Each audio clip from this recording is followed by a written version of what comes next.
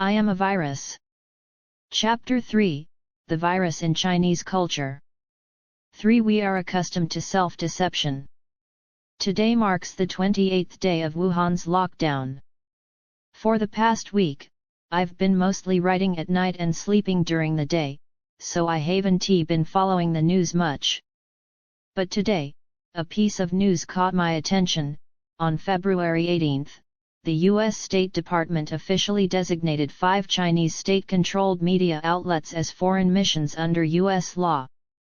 These outlets include Xinhua News Agency, China Global Television Network (CGTN), including CCTV, China Radio International, China Daily, and People's Daily.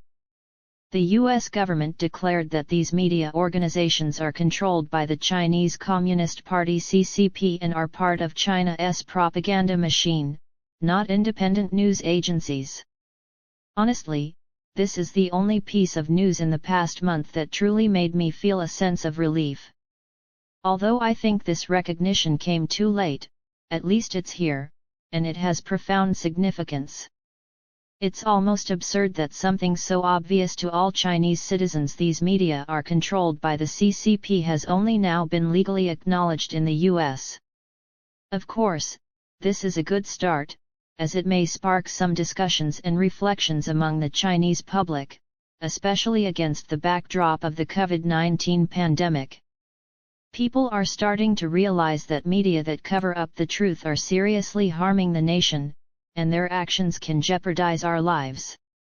Let us take a look at the CCP's open declaration during this pandemic. Its approach to media and public opinion is explicitly political. It has always been about serving the party's agenda first, and its stance is clear: the party's principles must always be the first priority. According to the party, the media must follow the party's leadership and management to ensure that public opinion aligns with the desired narrative, promoting positive energy for fighting the pandemic. In China, the media controlled by the CCP have never ceased to deceive and brainwash the public. Most Chinese people have grown so accustomed to this that we no longer find it shocking. In fact, we've come to accept and even acknowledge that deception is inherent to media. Many of us even think that all media operate this way, only with better facades in the West. Some believe that too much media independence is a bad thing because it creates chaos.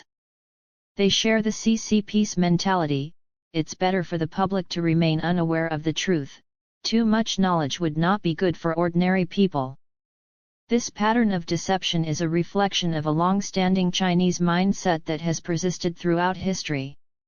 The Confucian belief that people are inherently good has been perpetuated for thousands of years, but this is a form of collective self-deception. I can accept that all humans are both good and bad, and a civilized society encourages the good and restrains the bad. Simply expecting individuals to be good without addressing systemic flaws is immature and naive. Moreover, Chinese society has long been obsessed with creating perfect people like Confucius.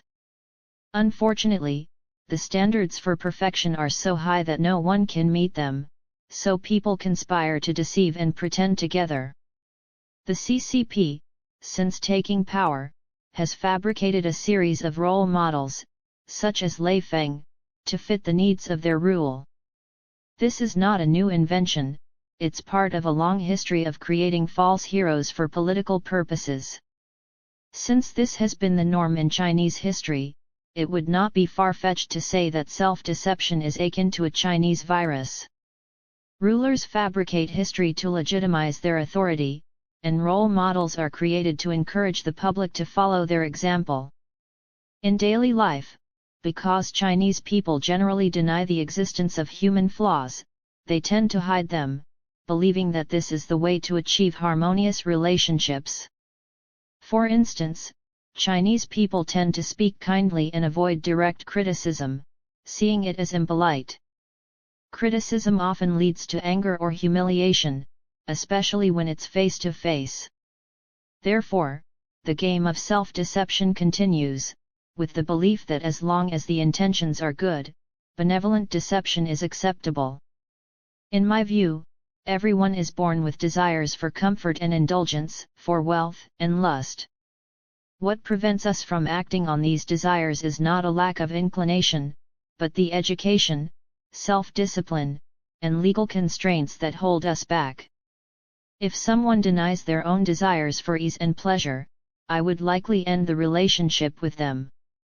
The benefit of not deceiving oneself or others is that both good and bad can be openly acknowledged, and the judgment is left to the other person, not hidden behind falsehoods. Falsehoods only lead to illusions. The collapse of trust in China is a result of long-standing reliance on self-deception as a form of Chinese wisdom. A Christian friend once told me that their faith teaches everyone, people are sinful, limited, and mortal, and it's difficult for us to save ourselves, so we need a Savior God. This is a powerful antidote to the virus of self-deception. Everyone admits their sins, even the ones in thought. No one is omnipotent, and no matter how powerful one becomes, death comes to all. If everyone accepted these facts, the motivation for self-deception would be greatly reduced. Unfortunately, Chinese culture lacks such values. We have seen too many stories of winners becoming heroes, where falsehoods can become truths, and truths can be manipulated. We judge people solely by their results, without faith or reverence. We have grown accustomed to self-deception, and even Thomas Paine warned that when someone advocates something they don't believe in, they are ready to commit any evil. When I first read this, I was shocked and deeply worried. The CCP has been doing this for years, and we, too, have often participated, and we have become used to it. Can I conclude that the bad deeds of the CCP are actually deeds we all partake in?